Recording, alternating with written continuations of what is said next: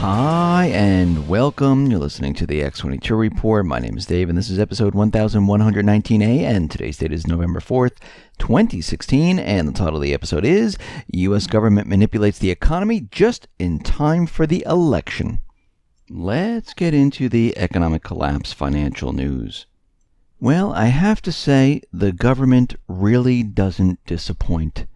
It seems that they follow the pattern exactly. I know a couple of weeks ago when the GDP number came out, it was 2.9%, it surged. I was scratching my head saying, that's really strange. It looks like they were setting up for an unemployment number which looks much better than it is. And we know what happens. People don't look at the past numbers. They only look at the new number and the previous number. And all they did was play with the unemployment numbers where they brought it up a little bit. People are like, not a big deal. Then, right before the election, they brought it down to 4.9%. And it does sound good. It does sound like the election, the economy is doing very well. And they did it right before the election. So what do they have right now? They have the GDP number at 2.9%, which it surged. Of course, that was because of soybean exports, which is a one-time thing, which it looks like the government created that surge so they would have an incredible number. They gave that one out first, and then they waited, and they waited. They played with the unemployment numbers previously to get them up a little bit, allow them to get to 5, so they can bring it right back down to 4.9%. And they waited days before the election. Perfect timing. So they don't disappoint. We were right on target that they were going to do this. And when we look at these job numbers, we see that the BLS is telling us that the October jobs, they rose by 161,000, which missed expectations. The September print was 156,000, and it was revised upward to 191,000. While the change in employment for August was revised up from 167,000 to 176,000, resulting in a combined employment gains in August and September at 44,000 more than previously reported. So we can see what they did right there. And then the unemployment rate dipped from 5% to 4.9%, right on cue. I mean, I really thought that they forgot to do it, but in reality, they are sticking to their pattern.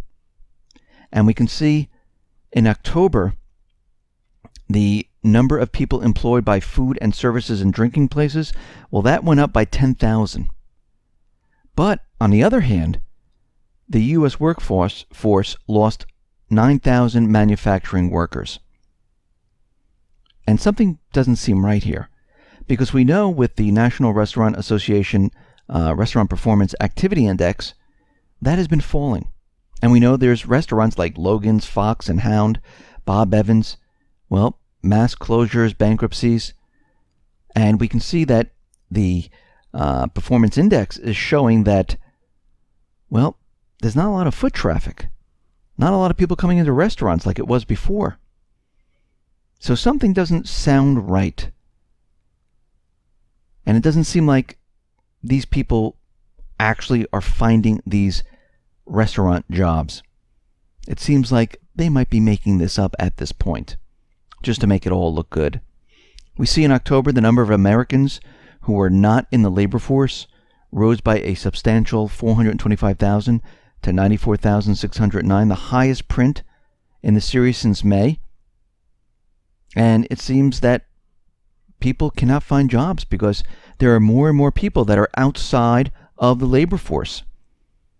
And we know there's a lot of layoffs going on right now, and people are saying it's a very difficult period of time to find a job. Yes, can you find those temporary jobs right now for the holiday season? But those are temporary. Those are only going to last, 2-3 months. And then what do you do? And we can see right now that 82% of American workers, they're not feeling any wage growth whatsoever.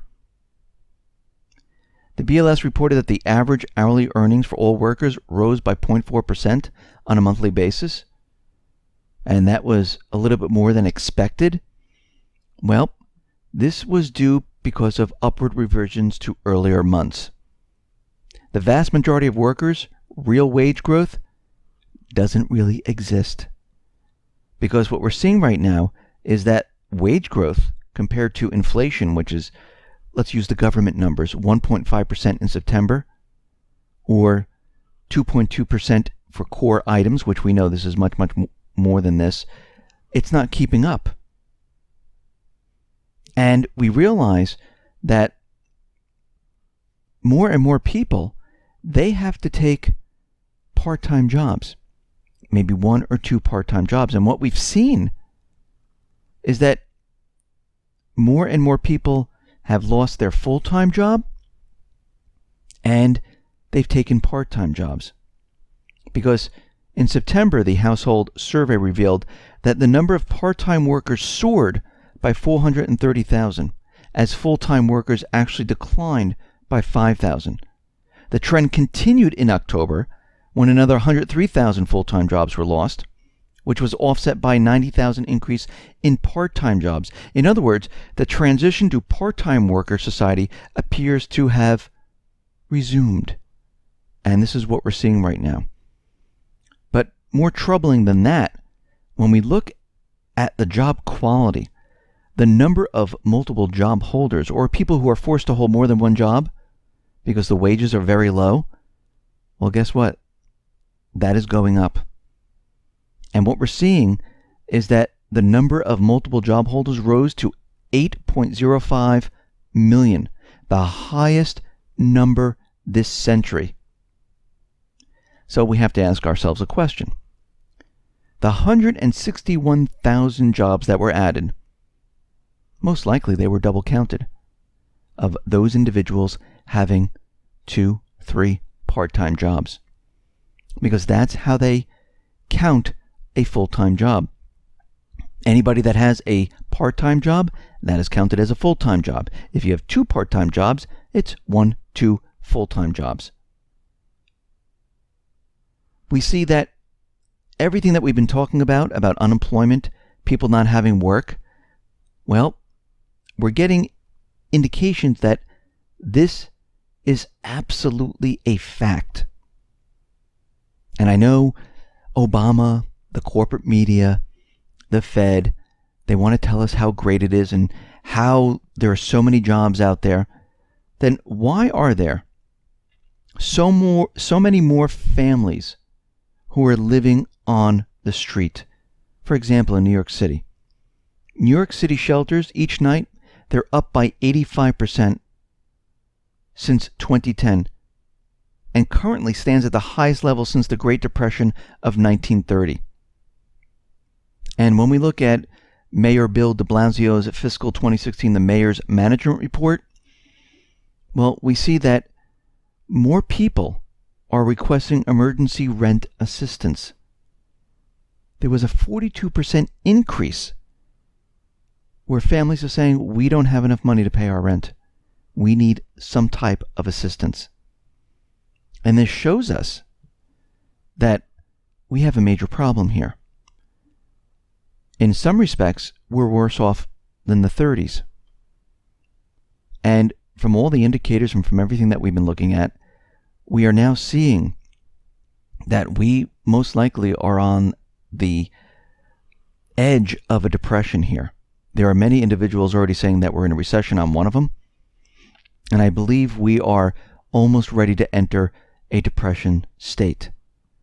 And of course, everyone thinks everything is fine because the corporate media, the government, the Fed, they use the illusion that everything is fine. And it's all perception until you go try to find that job. And when more and more people lose their jobs, they start to realize there's something wrong. Because the only job they can find is a part-time job. So what is happening right now is that this economy is deteriorating very, very quickly. We are sliding into a depression. And during or after this election, we are going to see everything really start to unravel very, very quickly. And this is why if you haven't gotten your supplies, if you haven't prepped, if you haven't done anything at this point, I would just start by getting food and some water and keeping cash on hand. If you can do more, that's fine. But we can see right now from many people out there who've been telling us that we're in a recession, that the economy is not doing as well as the government, the central bank, has been telling us. We need to get prepared because this happened back in 2008. A lot of people were caught off guard.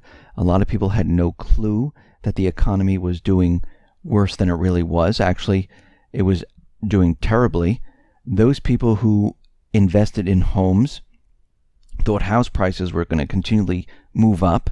Those people who had their pension stocks believed that the stock market would not be coming down, that they wouldn't lose anything in their pension because that's secure. And they come to find out that the whole subprime security fiasco was one big scam. People lost their pensions. People lost their homes. People lost their wealth, their life savings. And many people haven't recovered. I mean, a lot of people think that, everything after 2008 went back to normal. There's millions of people who have never recovered. Yes, they might have found one or two part-time jobs. They might have downsized. They might have gotten rid of one car. They're living from paycheck to paycheck just to survive, just to pay for that food, rent, and electric. But for many, these last 8 years, it is a complete disaster. Add on top of that inflation. Add on top of that, you can't find any work, and you're nervous about getting laid off once again. This scenario is a complete nightmare for them. And we're entering this period once again, and it's going to be much worse than it was in 2008. And this is why you need to get prepared. Get ready for it. Because it's coming. Listen, everyone, thanks a lot for listening. Be well, be safe, and especially be prepared. Thanks a lot.